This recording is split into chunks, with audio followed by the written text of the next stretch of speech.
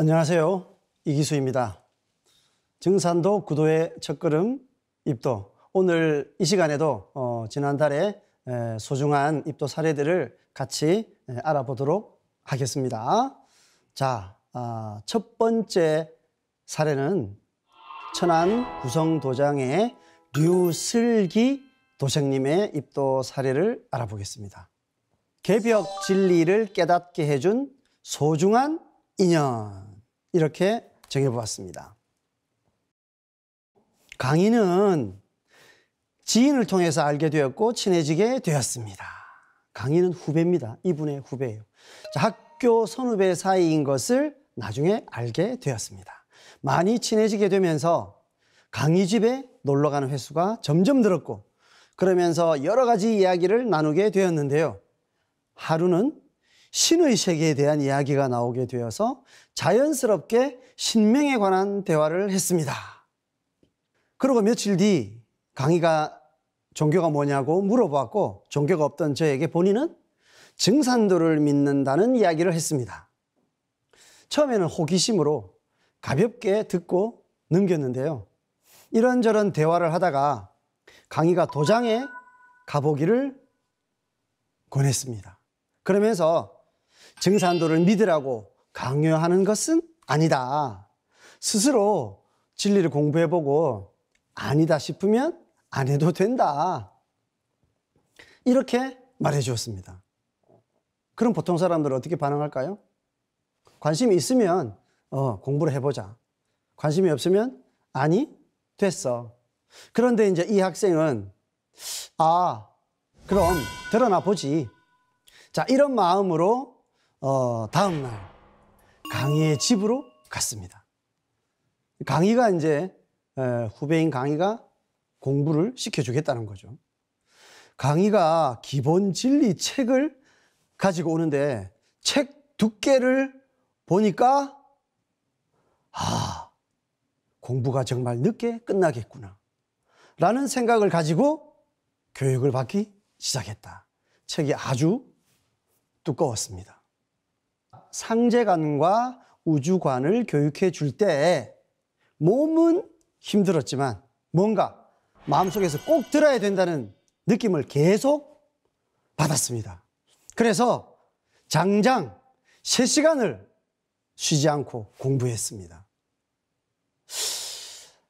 이런 공부를 이렇게 처음 하는데 이렇게 오랜 시간을 지치지 않고 하기는 어렵겠죠. 그런데 그 이유 중 하나를 혹시 마음속에 무언가 반드시 이 공부를 해야만 한다, 이런 느낌이 들었다는 거. 이것도 어떤 본인의 인연과 조상님의 손길이 아닐까 생각해 볼 수 있죠. 중간중간 제가 궁금한 것이 있어서 질문을 할 때는 강희가 명확하게 대답을 하고 진리적으로 풀어줬습니다. 이 부분이 중요한 거죠. 궁금한 것이 나왔을 때 그게 술술 풀리니까 더 재미를 가지게 되었다.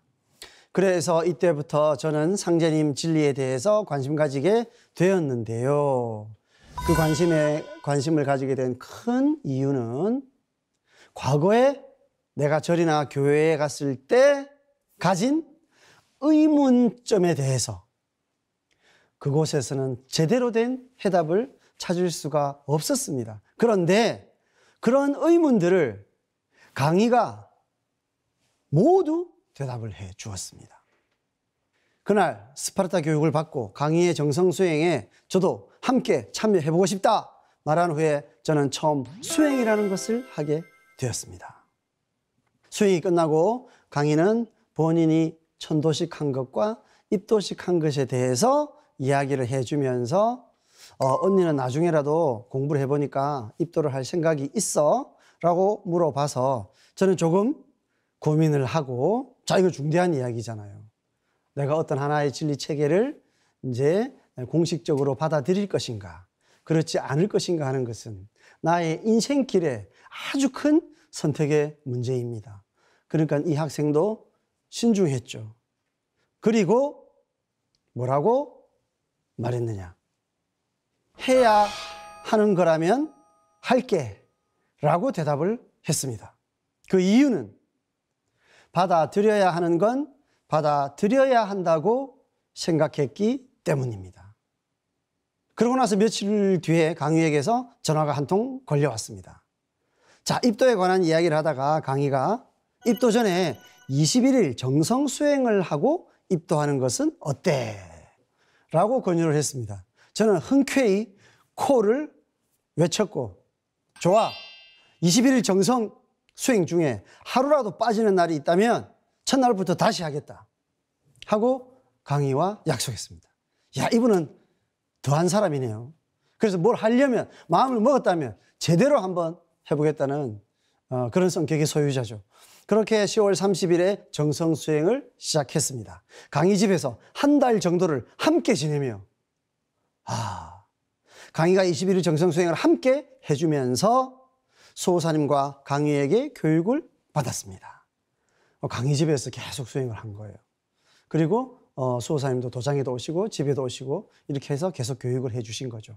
그리고 이제 대전에 있는 본부 행사에도 참석하며 치성도, 도장의 모임인 치성에도 꼬박꼬박 참석하고 도장의 철야 수행과 그리고 어린이 청소년 새벽 수행도 가끔 참여했습니다.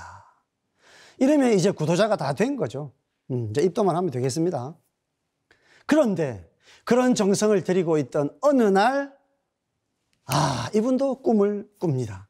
이렇게 해서 정성스러운 일꾼에게 바로 하늘에서는 반드시 아름귀, 신교, 몽교 가르침을 내려주죠. 자, 그 꿈 내용은 뭐냐면 저 멀리 부산 송도 바닷가에 있는 케이블카 밑에 포토존에서 이분이 사진을 찍고 있었습니다. 그런데 그 송도 해수욕장 바닷가에서 갑자기 2m가 좋게 넘는 엄청 큰 파도가 제가 있는 도시를 향해서 몰려왔습니다. 쓰나미죠. 계백 쓰나미인 것 같아요.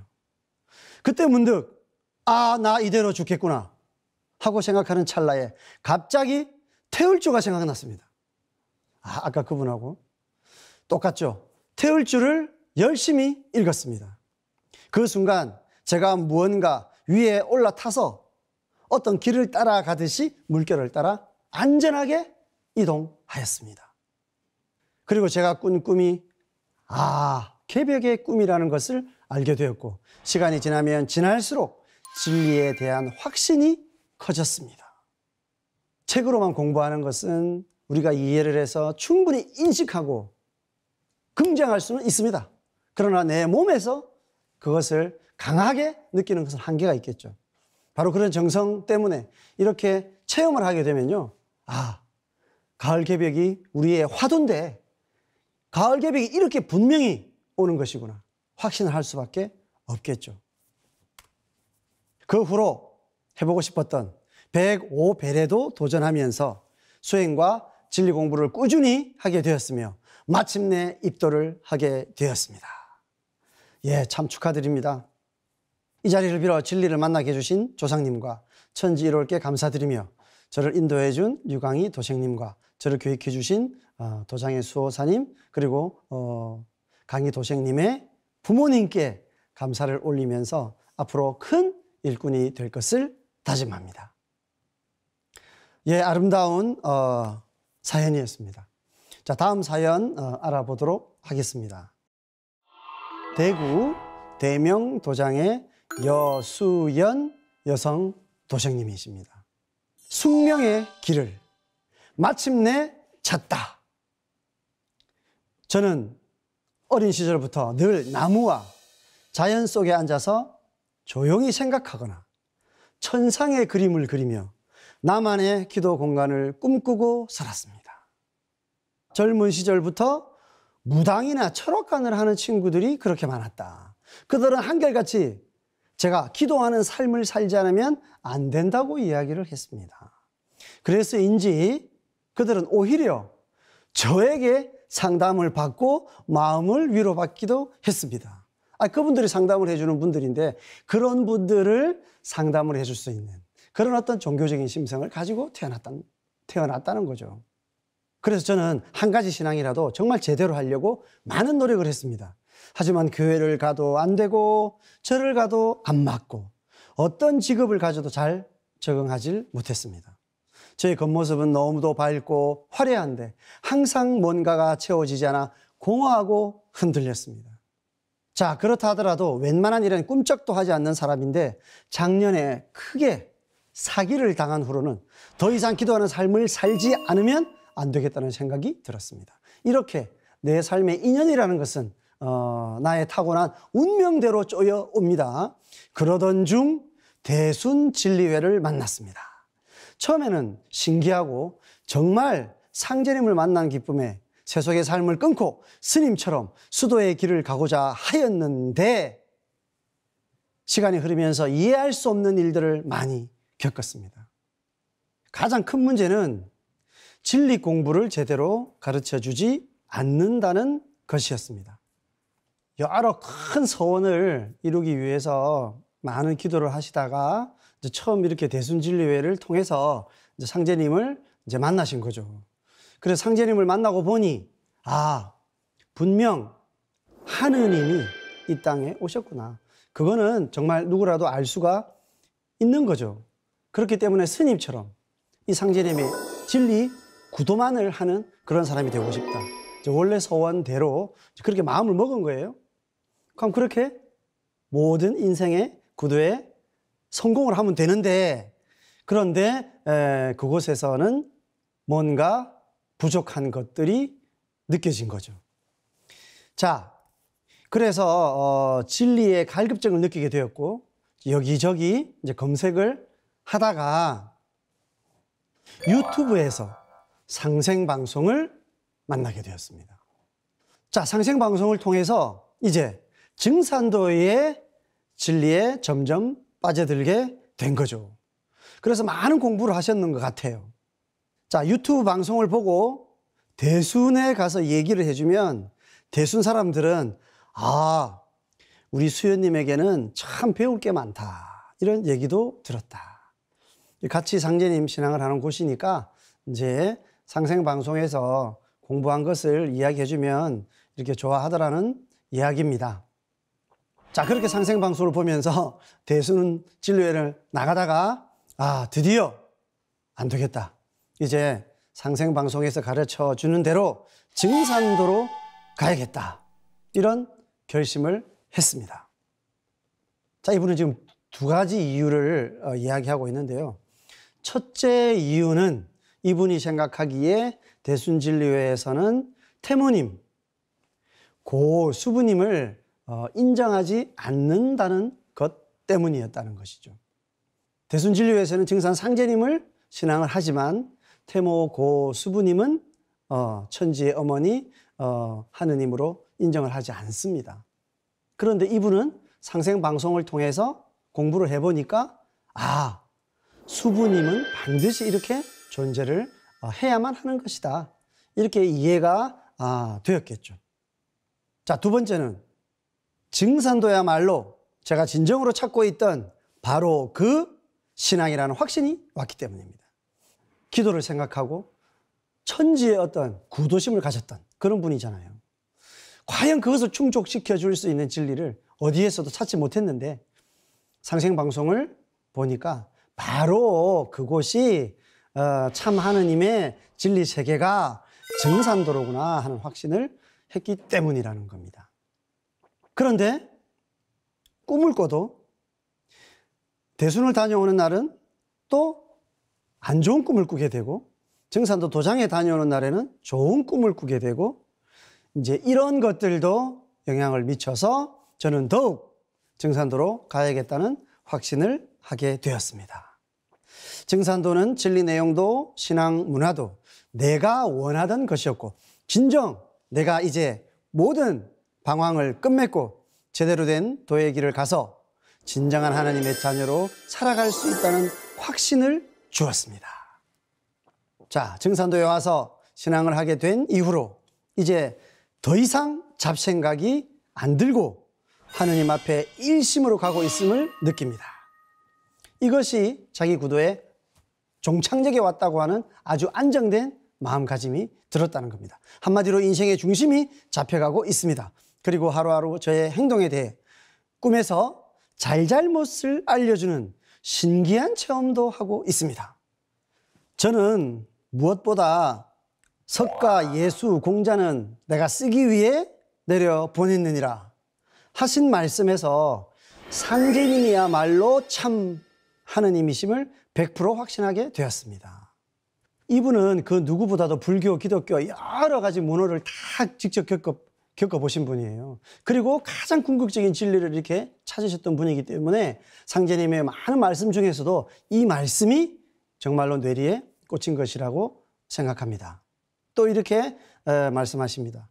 예언자나 영능력자, 성철들이 이구동성으로 하는 말이 상제님 진리를 통해서 지금 완벽히 이루어지고 있기에 더 이상 흔들릴 이유도 방황할 이유도 없습니다. 정말 지금까지는 우리가 예수 공자 석가를 비롯한 많은 성자, 성철 이런 분들의 어떤 가르침을 통해서 인생의 길을 열어왔잖아요. 그런데 그분들이 똑같이 했던 그 이야기들이 지금 현재 현실로 이루어져 가고 있고 그것을 이루고 있는 곳이 과연 어디냐?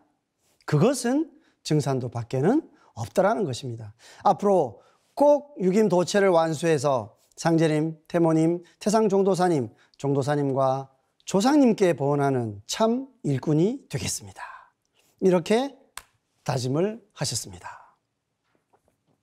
자, 마지막 사례입니다.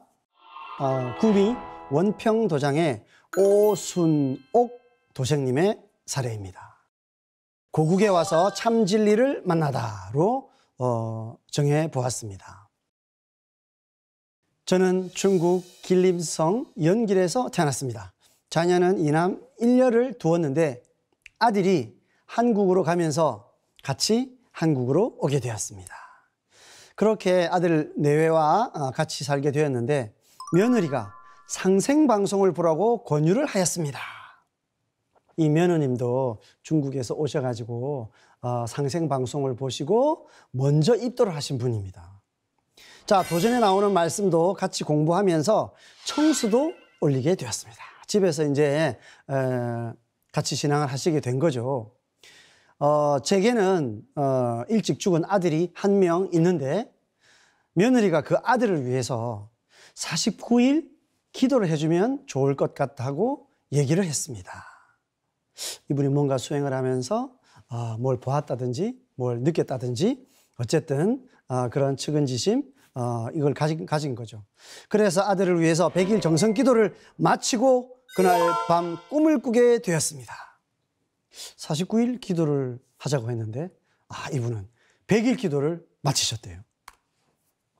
자, 그 꿈에 천상의 심판관으로 보이는 사람이 나와서 아들이 재심판을 받아서 다시 교육을 시켜서 좋은 곳으로 보내겠습니다 하는 말을 하였습니다. 그리고 아들이 재판관 뒤에 있는 모습이 보였는데 그 심판관이 아들을 막아서듯이 해서 못 보게 하였습니다. 저를 청중하게 대하는 태도에 안심은 되었지만 아들을 보고도 얼굴을 못 보게 하니 서운하기도 하였습니다. 이 꿈을 꾸고 죽은 사람을 위해서 정성 들여 기도를 하면 그 사람을 좋은 곳으로 보낼 수 있구나 하는 것을 알게 되었습니다. 천상에 계신 분들을 위해서 우리가 천도치성을 봉행해 드리는 이유가 바로 이런 것에 있는 거죠. 자, 그래서 100일 정성 수행을 끝내고 며느리가 입도를 이제 권유했습니다. 여러 가지 생각으로 망설여졌습니다. 그런데 꿈에서 계시를 해줍니다. 부채처럼 생긴 길을 빙 돌아서 며느리와 같은 길에서 만나게 되는 그런 장면을 꿈에서 꿨던 거죠. 그래서 저는 며느리와 같은 길을 가야 한다는 조상님의 계시로 생각하고 입도를 결심하게 되었습니다. 물론 이분이 정성 기도를 하고 또 같이 공부를 해가면서 많은 것들을 이렇게 느끼셨겠죠. 이런저런 연유 끝에 이런 꿈을 통해서 완전히 결심을 하신 거죠. 앞으로 상생 방송을 열심히 시청하고 며느리와 함께 도전 공부도 열심히 하면서 진리대로 살아가는 사람이 되도록 노력하겠습니다. 감사합니다. 자, 이렇게 말씀을 해 주셨습니다. 이분도 신앙심이 상당히 이렇게 깊으신 분입니다. 한국에 와서 새로운 어떤 진리를 만났는데 많은 정성기도 끝에 이렇게 상기님 진리를 제대로 받아들이셨습니다. 자, 오늘 이 시간에도 다양한 사례들을 알아보았습니다. 다음 시간에 또 뵙도록 하겠습니다. 감사합니다.